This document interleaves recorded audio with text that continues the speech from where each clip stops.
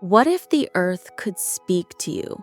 Not in words, but in scents of pine after rain, in the hum of bees, in the soft rustle of leaves when the wind passes through. Would you listen?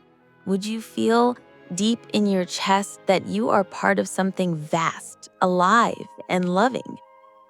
Braiding Sweetgrass by Robin Wall Kimmerer is a book that invites you to listen again, not just with your ears, but with your whole being.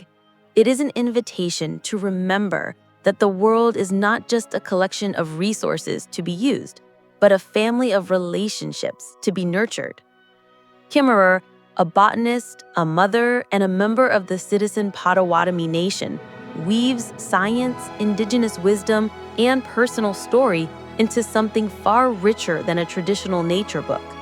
It's part memoir, part ecological guide, part spiritual manifesto, and all heart. In a time when so many feel disconnected from the natural world, she offers a path back, one that blends the analytical mind with the attentive, grateful heart. At its core, Braiding Sweetgrass teaches a truth that feels both ancient and urgently relevant.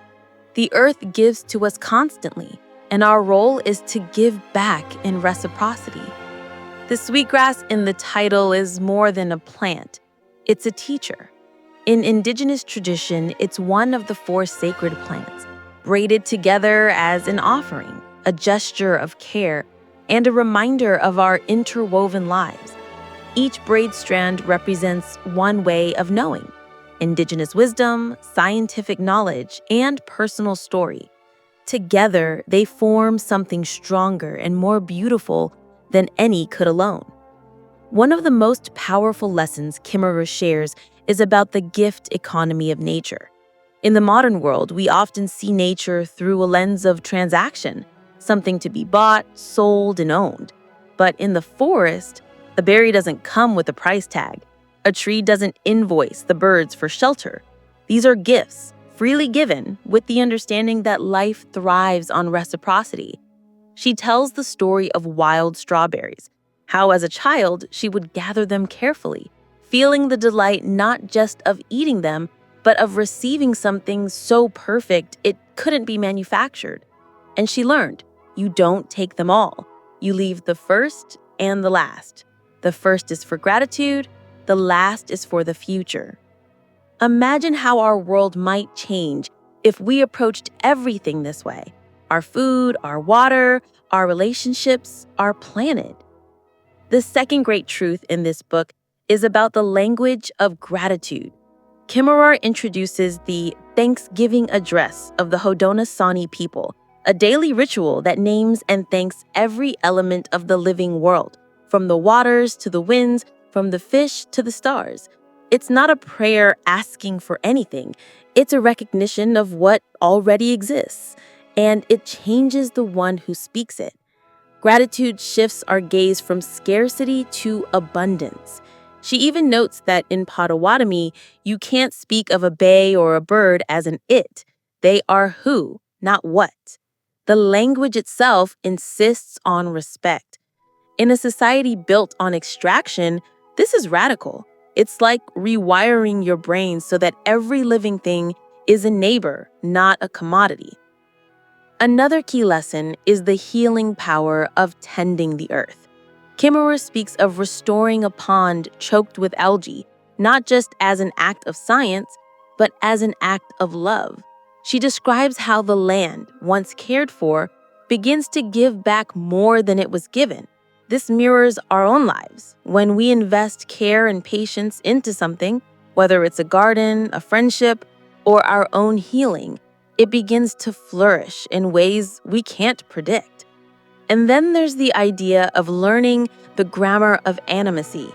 In Western science, we name and classify. In indigenous science, we also learn to listen and respond. It's not just knowing that sweetgrass is Hyroclo odorata, it's understanding when it's ready to harvest, how to take it without harm, and what songs to sing as you do. She shares how she teaches her students to see plants not as lab specimens, but as companions and mentors. Science, she says, can tell us how a thing works, but not why it matters. The why comes from relationship. Perhaps the most moving thread in the book is her personal story of reconnection. Kimmerer grew up straddling two worlds, the indigenous teachings of her heritage and the Western scientific training of her career.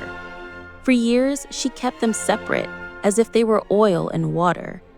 But the Braid of Sweetgrass teaches that these ways of knowing are not enemies, they are complementary strands. Science can tell us that sweetgrass reproduces both by seed and by rhizome. Indigenous wisdom tells us that sweetgrass is a gift from the Creator, meant to be tended with love. Together, these truths form a whole. The beauty of braiding sweetgrass is that it doesn't preach from a pedestal, it speaks from the soil.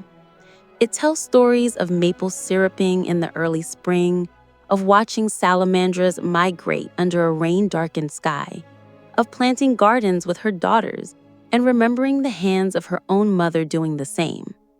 And each story holds a mirror up to the listener, asking quietly, how do you belong to this earth? How do you give back?